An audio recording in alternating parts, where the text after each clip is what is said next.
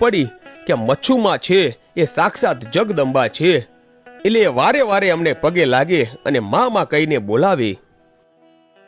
અને પછી એક દિવસ મચ્છુમાં વિચારે છે કે મારે આ પુનિયાની પરીક્ષા લેવી પડશે, અને આમ કહી અને પુનિયાની પરીક્ષા લે છે.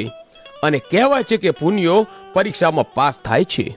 અને પછી મચ્છુમાં પ્રગટ થઈને કહે છે કે હે પુનિયા, હું જ તારી પરીક્ષા કરતી હતી અને તું પરીક્ષામાં પાસ થયો છે. અને ત્યારે પુનિયો બોલ્યો કે હે મચ્છુમાં, હું તો પામર માણસ છું અને તું તો જગદંબા છો. હવે આવી પરીક્ષા કરતી નહીં માં, નહીતર હું હારી જઈશ. અને પછી મચ્છુમાં અદૃશ્ય થઈ જાય છે.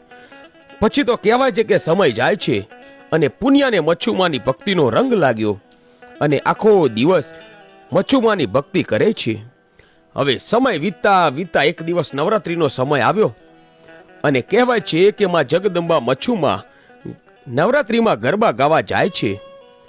અને એક દિવસ